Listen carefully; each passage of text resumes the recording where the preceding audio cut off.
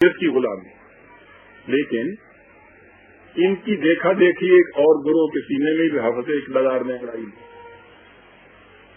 انہوں نے کہا کہ حکومت کا تعلق دنیاوی معاملات سے ہے اور ارباب شریعت کا تعلق زندگی کے ظواہر سے. اصل چیز روحانیت ہے جس کا علم نہ ارباب حکومت کے پاس ہے نہ اصحاب شریعت کے ہاں. اس کا تعلق باطن سے ہے اور باطن کا علم نہ کتابوں سے حاصل ہو سکتا ہے نہ دانشگاہوں سے. یہ علم سینہ بسینہ چلا آ رہا ہے اور مقربین بارگاہ خداوندی کے آستانوں پر سجدہ ریزی سے حاصل ہو سکتا ہے. اس کے لیے شرعی رسوم و مناسب کی طول طویل مسافت طے نہیں کرنی پڑتی. یہ خدا تک پہنچنے کا براہ راست مختصر ترین شارٹ کٹ راستہ ہے. اس کے لیے بس مرشد کامل کی ایک نگاہ کی ضرورت ہوتی ہے جس سے 14 طبق روشن ہو جاتے ہیں.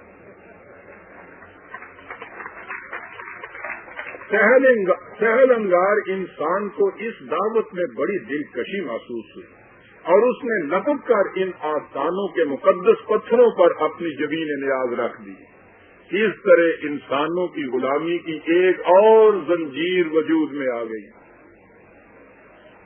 اس کی ابتدا یہودیوں کے ہاں سے ہوئی تھی جہاں اس جدید روحانی مملکت کے ارباب حل و عقد رہبان کہلاتے تھے. مسلمانوں کے ہاں یہ حضرات اہل طریقت کے نام سے متعارف ہوئے. یوں دنیاوی حکومت سے الگ مذہب کی دنیا میں شریعت اور طریقت کی 2 مملکتیں وجود میں آ گئیں جو ایک دوسرے کی رقیب اور حریف بن گئیں. ارباب شریعت یعنی علماء کرام کے پاس لوگوں کو اپنی غلامی میں محفوظ رکھنے کے لیے جہنم کے عذاب کا خوف اور جنت کی حوروں کا لالچ تھا. لیکن ان دونوں کا تعلق آخرت سے تھا. لوگوں کو اس دنیا میں دینے کے لیے ان کے پاس کچھ نہیں تھا. ان کے برعکس ارباب طریقت اس دنیا میں کرامات دکھاتے تھے اور لوگوں کی مرادیں بدلاتے تھے. اب ظاہر ہے کہ اس قسم کے نقد کو چھوڑ کر ملا بیچارے کے ادھار کی طرف پہنچ جاتا ہے.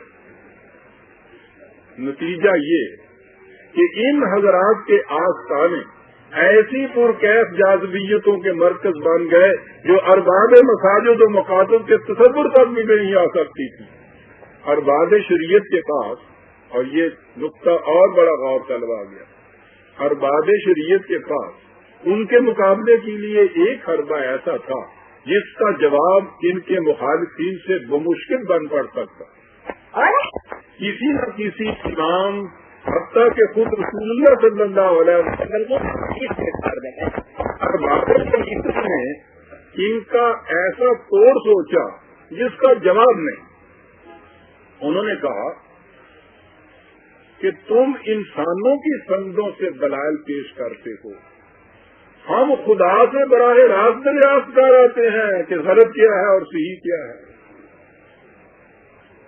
فرمائیے، سند اور حجت کے اعتبار سے انسانوں کا قول زیادہ وقوع ہو سکتا ہے یا ارشاد خداوندی؟ سوچئے کہ اس دلیل کا جواب کیا ہو سکتا ہے. اس طرح حضرات اولیاء کرام کے کشف و الہام کا افسانہ وجود میں آ گیا.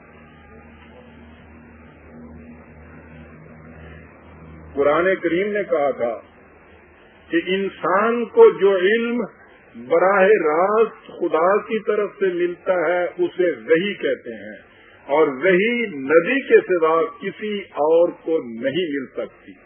وحی آخری مرتبہ حضور نبی اکرم صلی اللہ علیہ وسلم کو عطا کی گئی اور اس کے بعد نبوت کا دروازہ بند کر دیا.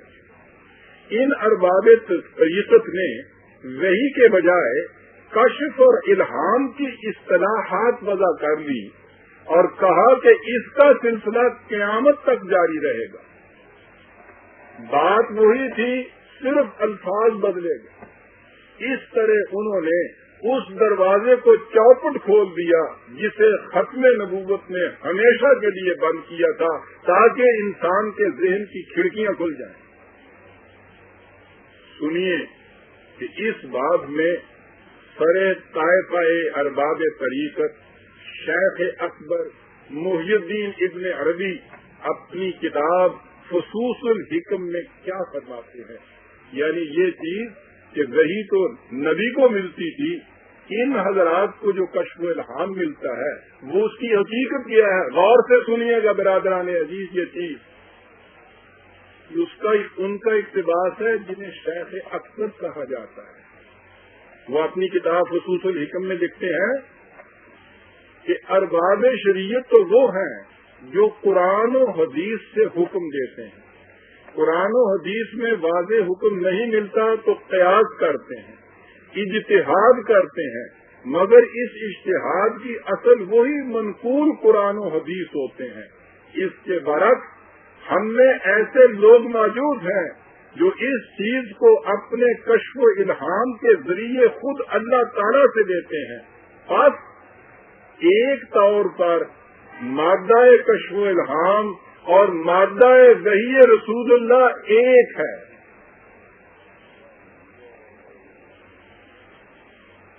آپ سوچا کرتے ہیں کہ دعوی نبوت کا جواب کس طرح سے نکلتا ہے ختم نبوت کے بعد؟ آپ دیکھتے ہیں کہاں سے یہ چیز نکل رہی ہے۔ اس اعتبار سے مادہ کشف و الہام اور مادہ وحی رسول اللہ صلی اللہ علیہ وسلم ایک ہے۔ صاحب کشف، اور سنیے، صاحب کشف اللہ تعالی سے لینے کے طریقے سے واقف ہونے کی وجہ سے خاتم النبیین کے موافق ہے، جنہیں شیخ اکبر مانا جاتا ہے، تصوف کا سب سے بڑا بانی مانا جاتا ہے۔ دیکھ رہے ہیں کہ یہ دعوی کیا ہے؟ ان کا اللہ تعالی سے لینا عین رسول اللہ کا لینا ہے۔ بالفاظ دیگر جس مقام سے نبی لیتے تھے اسی مقام سے انسان کامل صاحب الزمان غوث قطب لیتے ہیں۔ یہ ہے وہ مقدس ترین افسانہ جس نے نبوت جیسی حقیقت کبریٰ کی جگہ لے لی۔ ختم نبوت سے اللہ تعالیٰ نے انسان کو ایسی آزادی سے سرفراز کیا تھا جس کا تصور بھی دنیا مذاہب میں نہیں مل سکتا، لیکن دوسروں کو اپنی غلامی کی زنجیروں میں جکڑنے کے خوگر انسانوں نے لفظی طور پر ختم نبوت کے اقرار کے باوجود مانوی طور پر اس کا کھلا انکار کیا، اور اس افسانے کو ایسی نگاہ فریب حقیقت کا لبادہ اڑایا کہ قرآن کو سینے سے لگائے پھرنے والوں میں سے بہت کم ایسے ہوں گے جن کی گردنیں ان کے سامنے نہ جھکتی ہیں۔ یہ سحر سامری ان کے خون کے ذرات تک میں حلول کر چکا ہے۔ ان حضرات کے آستانے اسی لیے مرجع انعام بنے رہتے ہیں کہ یہ لوگوں سے کہتے ہیں کہ تمہیں محنت و مشقت کرنے کی کوئی ضرورت نہیں، ہمارے نذرانے پورے کرتے چلے جاؤ، تمہاری سب مرادیں خود بخود پوری ہوتی چلی جائیں گی، تمہاری مرادیں خدا پوری کرے گا، ساڑیاں تو ہی پوریاں کر۔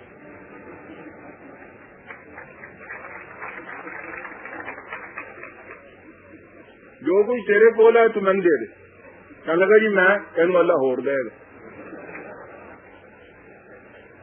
نہیں دے۔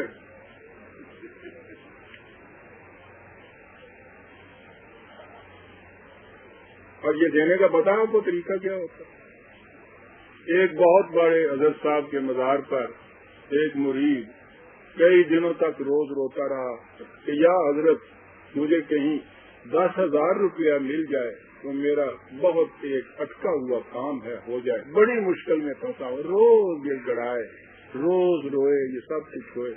ایک دن وہ نماز پڑھ کے چلا آ رہا تھا تو اس نے دیکھا کہ ایک رومال وہاں بندھا ہوا ہے، کوئی پوٹلیاں تھی وہ وہاں رکھی ہوئی پڑی ہوئی ہے راستے میں، کوئی اور ہے نہیں۔ اس نے اسے اٹھایا، اس میں دیکھا تو اس میں نوٹ تھے 10,000 روپے کے، اس نے لیا۔ عشاء کی نماز کے وقت جب نمازی آئے تو اس نے اعلان کیا کہ مجھے یہ پڑے ہوئے 10,000 روپے ملے ہیں، جن صاحب کے ہوں وہ مہربانی کر کے دے لے۔ وہ ایک صاحب کے تھے، انہوں نے کہا کہ اللہ تمہیں خوش رکھے، دے دیجئے، یہ میرے ہیں۔ اس نے انہیں دے دیا۔ رات کو پھر وہ اسی ورد وظیفے میں مصروف ہو کے مراقبے میں گیا۔ حضرت صاحب سے کہا کہ صاحب اب تو مجھے اتنے دن ہو گئے